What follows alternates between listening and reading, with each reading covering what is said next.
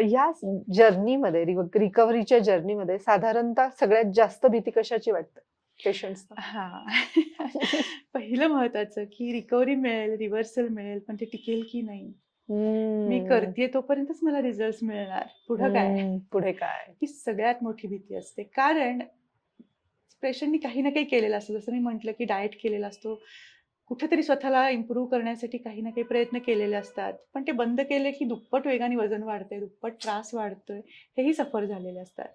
So अशा केसेसमध्ये ही पहिली भीती असते की नवीन काही करायला मी जाऊ की नको, बरोबर. आणि केल्यानंतर मी ते टिकवणार किंवा मला ते राहणार की नाही, की परत मला अजून मोठा वेगळा काही त्रास होणार. आणि या भीतीतनं बाहेर काढण्यासाठीच आपण जे TFF मध्ये म्हणतो आहोत ना, थायरॉइड फ्री फॉरएव्हर मध्ये म्हणतो आहोत, की जो एंटायर जर्नी आहे आपला हा रिकव्हरीचा, रिव्हर्सलचा, या मध्ये आपण तुम्हाला फक्त ट्रीटमेंट नाही देते, आपण तुम्हाला एज्युकेट करण्याचा प्रयत्न करतो आहोत. तुम्ही तुमच्या आजारालाही समजून घ्या, तुमच्या रूट कॉजेसला समजून घ्या, ते हील करण्यासाठी आपण काय करतो आहोत हे आपल्या एक्सपर्ट डॉक्टरांसोबत तुम्हीही मॉनिटर करा. सो जेव्हा तुम्ही ही रिकव्हरी किंवा रिव्हर्सल मिळवणार आहात, तुम्हाला माहिती आहे तुमच्या शरीराला काय योग्य आहे आणि काय अयोग्य आहे. कुठली गोष्ट आपण केल्यानंतर माझे थायरॉइड रिपोर्ट्स नॅचरली नॉर्मल राहतात, बरोबर. किंवा इन केस काही सिच्युएशननी ते बदलले, वाढले, तरी मला पुन्हा गोळ्यांकडे न जाता मी पुन्हा ते नैसर्गिकरित्या काही थेरपीज, काही गोष्टींमध्ये बदल करून ते कसे कंट्रोलमध्ये आणू शकणार आहे, हे आपण त्यांना तो ॲश्युरन्स देतो, ते एज्युकेशन देतो. त्यामुळे त्यांची ही भीती आपण नक्कीच दूर करू शकतो. Very nice.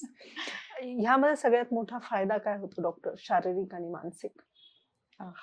पहिली गोष्ट मी थायरॉइड फ्री आणि फॉरएव्हर आर्थिक सुद्धा. आर्थिक पहिल्यांदा हा प्रश्न की जेव्हा तुम्ही थायरॉइड फ्री फॉरएव्हर मध्ये येत आहात ना, मी खूप श्रूडली बोलते ते की हे सगळ्यांसाठी नाहीये. तुम्हाला बरं व्हायचंय का? पहिली गोष्ट, जे सिम्पटमनी तुम्ही सफर होत आहात त्यातनं बरं व्हायचं आहे का, तरच तुम्ही या सिस्टीममध्ये या. अदरवाईज चला काहीतरी आहे, करून बघू, अशा माइंडसेटमध्ये तुम्ही असाल तर तुमच्यासाठी हे रिव्हर्सल, रिकव्हरी नाही. का आवश्यक आहे? पहिल्यांदा जे फिजिकल सिम्पटम्स आपल्याला देत असतात, तुमचं वजन अनियंत्रित वाढलेलं आहे, सगळ्या गोष्टींना रिस्ट्रिक्शन्स आहेत, मानसिकता आपली पूर्णतः ढासळलेली आहे, शारीरिक आणि मानसिक दोन्हीकडनं खच्चीकरण झालेलं आहे, आणि पर्यायाने फायनान्शियल, जे तू शेवटचं वाक्य म्हणालीस, तुम्हाला वारंवार डॉक्टरांचा खर्च आहे, टेस्ट करा, मेडिसिन्स घ्या, व त्या मेडिसिन घेतोय आपण, त्याचे साईड इफेक्ट्स, त्याचे कॉम्प्लिकेशन्स मध्ये जा, याच्यात तुम्हाला राहायचं आहे का?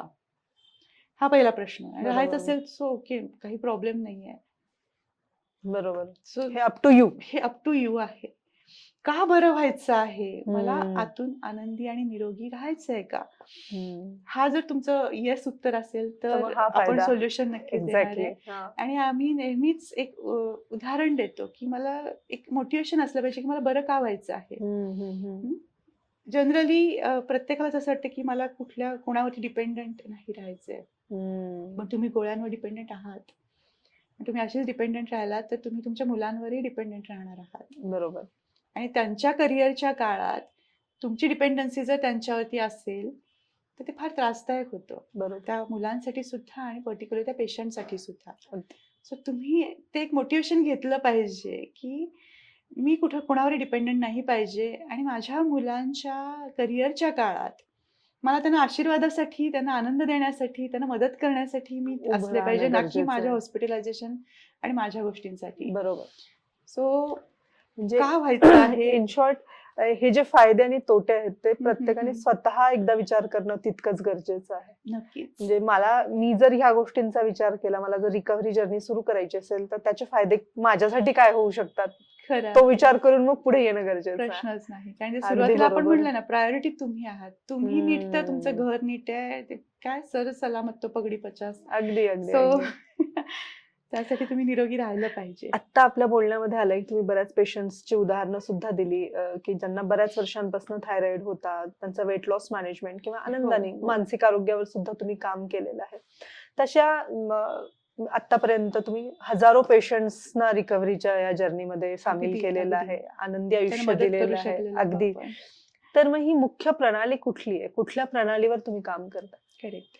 सो जसं मी म्हटलं की आपल्याला जे रूट कॉज आहेत त्या हम्म. रूट कॉजला हील करायचंय, तर आपण 5 पिलर्स डेव्हलप केले. त्या 5ही पिलर्सवर एव्हरी मंथ आपण काम करतो. बर. हम्म. सगळ्यात पहिलं महत्वाचं आहे डिटॉक्स. तुमचं शरीर आधी शुद्ध होणं, शरीर आणि मन दोन्ही मन. शुद्ध होणं गरजेचं बरोबर. आहे. तर तुम्ही कुठल्याही पॉझिटिव्ह गोष्टी ज्या आहेत त्या शरीरामध्ये ऍक्सेप्ट करू शकाल आणि त्याचे रिझल्ट मिळवू शकाल. म्हणजे डिटॉक्सिफिकेशन फिजिकल लेवलवरती सुद्धा 2 पद्धतीने असतं. एक तर आपण डाएट योग्य घेणं, सात्विक डाएटवरती जाणं, आणि दुसरं म्हणजे इंटरनल जे काही टॉक्सिन्स ऑलरेडी आहेत, मग तुम्ही घेत असलेल्या मेडिसिनमुळे असेल, आजाराच्या इतर काही गोष्टी आपण ओढून घेतल्या त्याच्यामुळे असेल, ऍसिडिटीमुळे असेल, पोल्युशनमुळे असेल, तर हे टॉक्सिन्स शरीरातनं बाहेर काढणं, हे फिजिकली आपल्याला दोन्ही पद्धतीने करायचं आहे. आणि 100% आपल्याला माइंड डिटॉक्सिफिकेशनवरती काम करायचं आहे. मग त्यासाठी काही थेरपीज आपण इन्व्हेंट केलेले आहेत, पर्सनल काउन्सिलिंग सेशन्स त्याच्यामध्ये आहे, मेडिटेशनचे काही सेशन्स आहेत. ह्या सगळ्या गोष्टी आपण त्याच्यासाठी देतो आहोत. सेकंड आहे डाएट. डाएट तर खूपच महत्वाचं आहे. 80% रोल हा डाएटचा येतो. सो तुमच्या प्रकृतीनुसार, तुमच्या रुटीननुसार, तुमच्या ठिकाणी ज्या गोष्टी अवेलेबल आहेत त्यानुसार तुमचा डाएट कसा असला पाहिजे. कारण बरेचसे पेशंट शिफ्ट मध्ये काम करतात, बरेचसे पेशंट 8-8 दिवस घरीच नसतात, किंवा डाएटचं एक प्रेशर पण येतं की म्हणजे मला हेच खायला सांगतील किंवा हे बंद Restrictions करायला येतील. सांगतील. Correct. रिस्ट्रिक्शन्स येतील. करेक्ट. सो रिस्ट्रिक्शन्स पेक्षा रिप्लेसमेंट डाएट होती आपला भर असतो की तुम्हाला याच्याऐवजी हे घ्या. सो बरेचदा असं होतं की हे बंद करा, ते बंद करा, मग आम्ही घ्यायचं काय. बरोबर. सो तुम्हाला जे योग्य आहे, तुमच्या शरीरामध्ये जी गरज आहे न्यूट्रिशनल गोष्टींची आणि किती क्वांटिटीमध्ये हवी आहे, त्यासाठी पर्सनल डायटिशियन्स आहेत, आपले एक्सपर्ट डॉक्टर्स आहेत, ते पर्सनली तुम्हाला मदत करतात तुमच्या डाएटसाठी. आणि डाएट म्हणजे अगदी हायफाय डाएट नसतो ज्याची भीती वाटायची गरज हो, नाही. म्हणूनच म्हटलं आपलं घरचं अन्न खाऊन आपल्याला बरं व्हायचं आहे. फूड ॲज अ मेडिसिन वापरायचं आहे. म्हणजे अगदी भाजी भाकरीच खायची आपल्याला, फक्त तुमच्या शरीरानुसार तुम्हाला त्याची किती गरज आहे बरोबर. हे समजून घ्या आपल्या एक्सपर्टीज कडून, आणि मग त्याला तुम्ही फॉलो करायला सुरुवात करा. Okay, great. सो डाएट हा सेकंड पिलर आहे आपला. थर्ड आहे एक्सरसाइज. 20% आपल्याला वर्कआउट किंवा एक्सरसाइज वरती भर द्यायचा आहे. ओके. कारण कुठल्याही डिसीज मध्ये तुम्हाला रिव्हर्सल व्हायचं असेल, रिकव्हरी मिळवायची असेल आणि कायम फिट राहायचं असेल तर एक्सरसाइज अतिशय महत्वाचा आहे. तर थायरॉइड पेशंटसाठी असे काही पर्टिक्युलर एक्सरसाइजेस तुम्ही डिझाईन केलेत का? हो, अगदी केलेले आहेत. Okay. काही योगासनं जनरली मी आपल्या रेग्युलर वेबिनार मध्ये पण सांगते की भुजंगासन आहे, धनुरासन आहे, उष्ट्रासन आहे. ही 3 आसनं तुम्हाला थायरॉइड ग्लँडला स्टिम्युलेट करण्यासाठी उपयोगी ठरतात. Okay, great. सूर्यनमस्कार सगळ्यात उत्तम आहे. सो ही योगासनं तुम्ही ऍड करू शकता. अँटी ग्रॅव्हिटी एक्सरसाइज मी जनरली सगळ्यांनाच सांगते. कमीत Okay. कमी वेळात तुम्ही इफेक्टिव्ह एक्सरसाइज करू शकता. सो तुमच्या डिसीजला रिकव्हर होण्यासाठी टप्प्याटप्प्याने एक्सरसाइज मध्ये सुद्धा कसे बदल करत जायचे आहेत, तुमच्या शरीरामधलं इन्फ्लमेशन कमी करण्यासाठी कुठले एक्सरसाइज आवश्यक आहेत, मसल स्ट्रेंथ वाढवण्यासाठी कुठले एक्सरसाइज आवश्यक आहेत, या प्रत्येक आस्पेक्टवरती आपण काम करतो आणि पेशंटला ज्या पद्धतीची गरज आहे ते देण्याचा आपला प्रयत्न असतो. ओके. थर्ड आहे मेडिटेशन किंवा माइंड रिलॅक्सेशन साठी ज्या काही टेक्निक्स आहेत. बरोबर. सो त्यासाठी सुद्धा काही एक्सपर्टीज आपल्याकडे आहे जे पर्टिक्युलर पेशंट्सना मदत करतात. तुमच्या माइंडची कंडिशन काय आहे हे पेशंटला समजून घेण्यासाठी मदत करण्यासाठी. आणि जसं म्हणालीस मगाशी सेल्फ लव्ह, सो स्वतःला आधी ओळखा, काय हवं आहे त्याची थोडीशी जाणीव करून घ्या, कुठल्या स्ट्रेसमध्ये आपण आहोत हे समजून घ्या आणि मग त्यातनं बाहेर पडा. सो मेडिटेशन हा एक आपला चौथा पिलर आहे. आणि 5वा म्हणजे सगळ्यात महत्वाचा पर्सनल कन्सल्टेशन. ओके.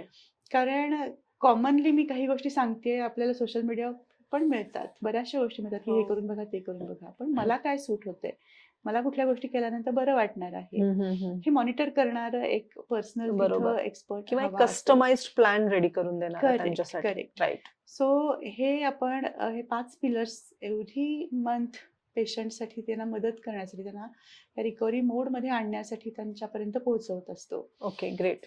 सो या 5 पिलर्स वरती जेव्हा आपण काम करतो आहोत तेव्हा आपली रिकव्हरी आपण नक्कीच अचीव करतो.